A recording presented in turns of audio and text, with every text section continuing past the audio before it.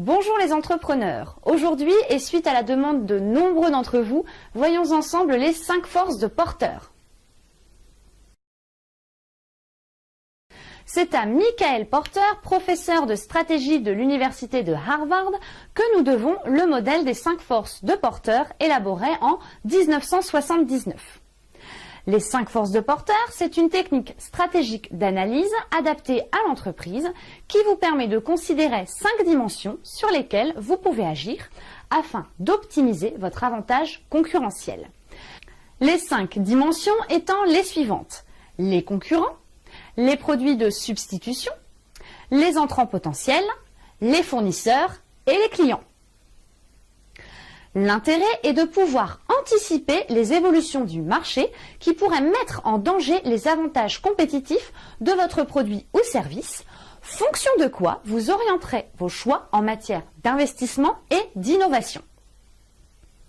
Si vous lancez votre entreprise et proposez un produit ou un service innovant, cette analyse vous permet de considérer tous les éléments essentiels à votre lancement sur le marché et d'analyser ainsi vos potentielles forces et les dangers. Adversaires avec de gros moyens, fournisseurs avec lesquels vous ne pourriez négocier facilement les prix, etc., etc.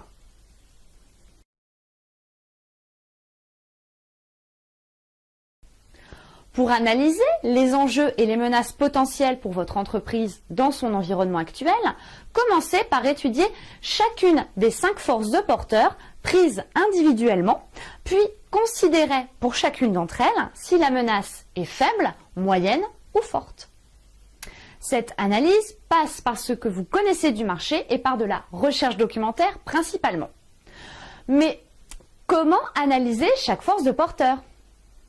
Pour la menace des nouveaux entrants, prenez en considération les barrières à l'entrée, les investissements initiaux qui sont nécessaires à ces nouveaux entrants, les brevets déjà en place, les normes et mesures protectionnistes, l'image de l'industrie et des entreprises déjà établies, etc. Par exemple, sur le marché du jus de fruits, les barrières à l'entrée sont très réduites dans le sens où il est relativement facile de se procurer de la matière première et que les coûts d'investissement pour faire embouteiller ou mettre en brique les produits sont limités. En conséquence, ce marché voit tous les ans apparaître de nouvelles marques.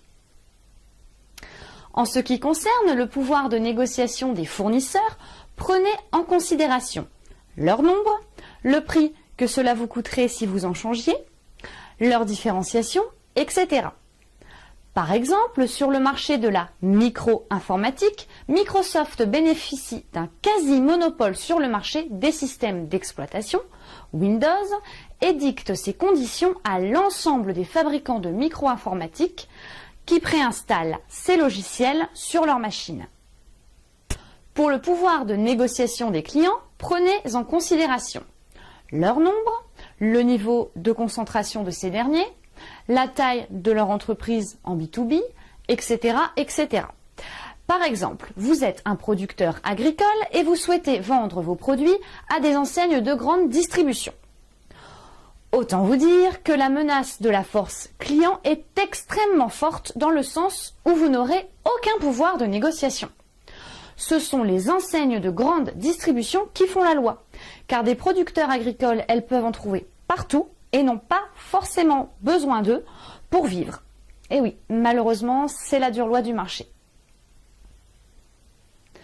En ce qui concerne la menace des produits de substitution, prenez en considération la capacité des acheteurs à changer de fournisseur et de produits, les avantages et ou inconvénients associés à ces produits, etc., etc. Le téléchargement de musique sur iTunes ou en MP3 est un bon exemple de produit de substitution dont la menace a été très élevée dans le sens où cela a fortement affaibli l'industrie de la musique et a ruiné les fabricants de lecteurs CD. Concernant la rivalité des concurrents actuels, prenez en considération leur nombre, leur attractivité sur le marché, leurs moyens humains et financiers, leur différenciation produit, etc., etc. À ces 5 forces vient souvent s'ajouter le rôle de l'État. En effet, selon le marché où votre entreprise est implantée ou souhaite s'implanter, veillez bien à prendre en considération les normes et lois en vigueur, les réglementations, etc. Tout ce qui pourrait avoir un effet sur votre business, en fait, que ce soit de manière positive ou négative. Une fois vos recherches terminées et que vous avez considéré qu'il y avait danger ou non sur les différentes dimensions de votre marché, réfléchissez et proposez les orientations stratégiques que vous souhaitez mener en matière d'innovation et de veille stratégique. N'oubliez pas, en définissant vos orientations stratégiques, de mesurer les investissements qui y sont nécessaires de manière à ne pas vous retrouver le bec dans l'eau financièrement. À quelle fréquence réaliser cette analyse? Il n'y a pas de vraie règle de temps.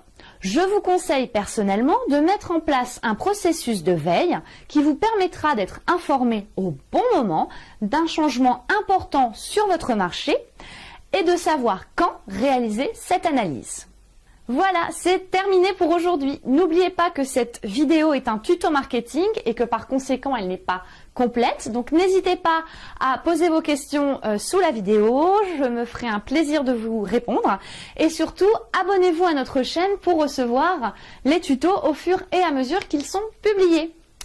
Et enfin, pour une presta marketing, n'hésitez pas, appelez-nous.